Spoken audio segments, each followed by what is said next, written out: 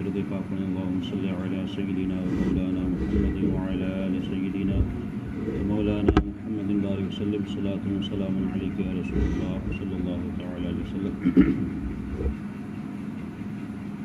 میرے آقا صلی اللہ علیہ وسلم نے جو اعلان نبوت فرمایا تھا، یعنی اپنی نبوت کا جو اعلان فرمایا تھا وہ 40 سال کے بعد فرمایا تھا، لیکن 40 سال سے پہلے مکہ کے اندر کچھ کارنامے پیدا ہوئے تھے، اس کے تعلق سے انشاءاللہ بیان ہے۔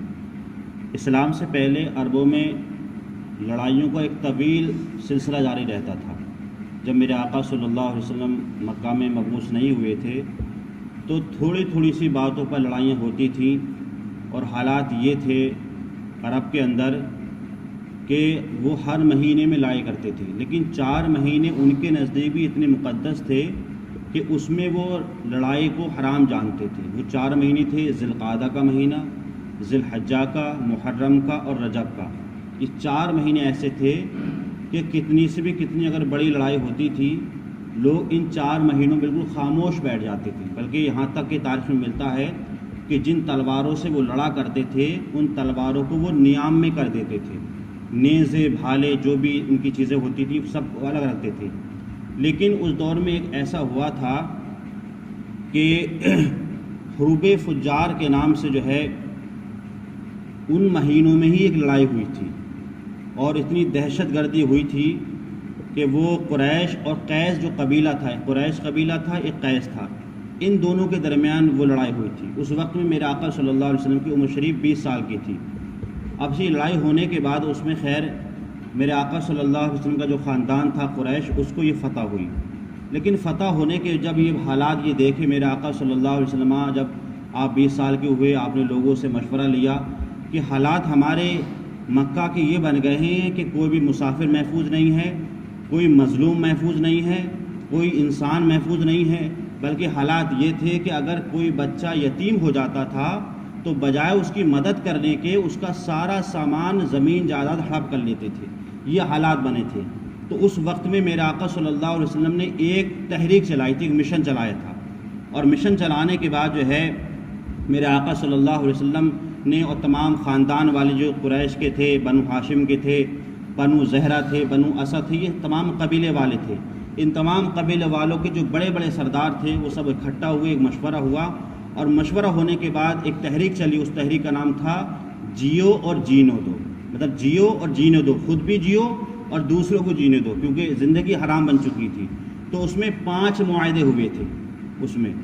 اس میں پہلا معاہدہ یہ تھا کہ ملک سے بے امنی کو دور کیا جائے، مگر ہمارے شہر کے اندر جو بے امنی پھیل گئی ہے اس کو دور کریں۔ دوسرا یہ تھا معاہدہ کہ مسافروں کی حفاظت کی جائے، جو بھی مسافر مکہ کے اندر آئے تو اس کی بھی حفاظت ہونا چاہیے، اس کے مال کی بھی حفاظت ہونا چاہیے۔ تیسرا یہ تھا کہ غریبوں کی امداد کرتے رہیں، جو غریب لوگ ہیں۔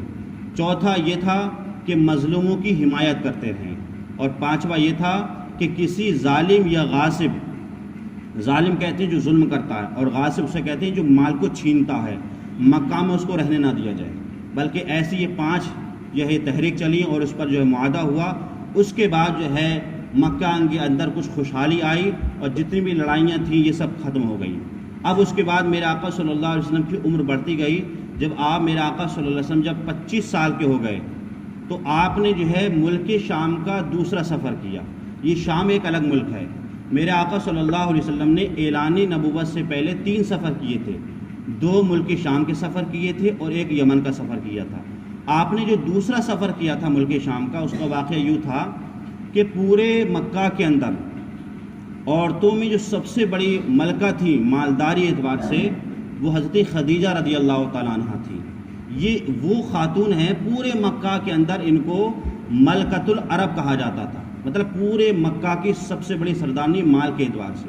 ان کا کیا تھا، ان کے پاس اتنا مال تھا، مکہ کے لوگ ان سے مال لیتے تھے اور یمن شام جا کر بیچتے تھے۔ اس سے جو نفع ہوتا تھا، آدھا نفع وہ خود لیتا تھا جو جاتا تھا، اور آدھا نفع جناب خدیجہ کی بارگاہ میں پیش کرتا تھا۔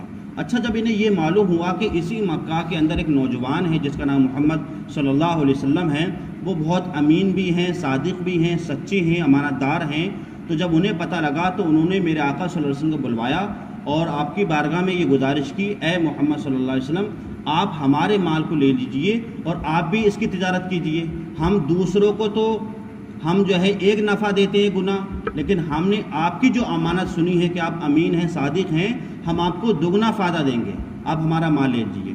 تو میرے آقا صلی اللہ علیہ وسلم حضرت خدیجہ کے مال کو لے کر کے جب ملک شام جب روانہ ہوئے تو ان کے ساتھ میں جناب خدیجہ نے ایک اپنا غلام بھیجا تھا جس کا نام میسرہ تھا۔ وہ اس لیے بھیجا تھا کہ کہیں ضرورت پڑتی سامان اٹھانے کی، مدد کرنے کے طور پر۔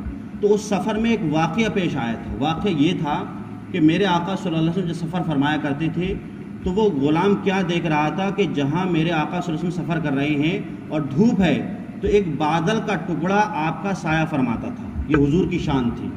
اور دوسرا یہ تھا کہ جب میرے آقا صلی اللہ علیہ وسلم کبھی درخت کے نیچے آرام فرما ہوتے تھے تو درخت کا سایہ اگر ادھر ہے اور حضور ادھر ہیں تو درخت کا سایہ گھوم کر کے حضور کے اوپر آ جایا کرتا تھا۔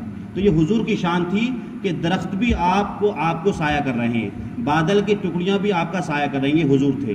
اور اس کے بعد جو ہے جب میرے آقا صلی اللہ علیہ وسلم جب واپس آئے بہت سارا تجارت ہوا، اور اس کے بعد جب واپس آئے تو جب آپ کا منافع اس میں اتنا ہوا کہ جناب خدیجہ کہتی ہیں میرے لوگوں نے بے شمار تجارت کی، لیکن جتنی تجارت میں نفع جناب سرکار دو عالم صلی اللہ علیہ وسلم کی تجارت سے ہوا آج تک کسی کی تجارت سے نہیں ہوا ہے۔ تو آپ کے دل میں یہ شوق پیدا ہوا کہ میں محمد صلی اللہ علیہ وسلم سے نکاح کر لوں۔ یہ جناب خدیجہ وہ ہیں کہ ان کی تقریباً 40 سال کی عمر ہو گئی تھی اور انہوں نے 40 سال سے پہلے ان کے 2 نکاح ہو چکے تھے، ان کے شوہر کا انتقال ہو گیا تھا۔ اب انہوں نے ارادہ بھی منع کر دیا تھا کہ اب میں کوئی نکاح نہیں کروں گی، لیکن حضور کی ذات کو دیکھ کر کے 40 سال کی ہیں، اب یہ خواہش ہوئی کہ میں حضور سے نکاح فرما لوں۔ تو ان کے چچا تھے نوفل، انہوں نے ان سے مشورہ لیا۔ ادھر حضور کے چچا تھے ابو طالب تھے، ابو حمزہ تھے، ان سے مشورہ لیا۔ تو بہرحال اس وقت میں جب میرے آقا کی 25 سال کی عمر تھی اور جناب خدیجہ کی 40 سال کی عمر تھی، تو اس وقت میں سب سے پہلا نکاح جو میرے آقا کا ہوا تھا وہ جناب خدیجہ سے ہوا تھا۔ اور آپ یہ دیکھیں حضور کتنا خیال فرماتے تھے، حضور 25 سال کے ہیں، جناب خدیجہ 40 سال کی ہیں، پھر بھی میرے آقا صلی اللہ علیہ وسلم نے 2 بیوہ مطلب 2 شوہروں کا انتقال ہونے کے بعد بھی آپ نے ان سے نکاح فرمایا۔ اور جناب خدیجہ کی سب سے بڑی ذات یہ ہے کہ پوری امت مسلمہ میں سب سے پہلے اگر کوئی ایمان لائی ہے تو وہ جناب خدیجہ کی ذات ہے۔ بہت بڑی شان ہے، انشاءاللہ کل بیان کریں گے۔ اللہ تعالی ہمیں اور آپ کو حضور اکرم صلی اللہ علیہ وسلم سے پکی سچی محبت کرنے کی توفیق عطا فرمائے۔ اللہم صلی علی سیدنا و مولانا محمد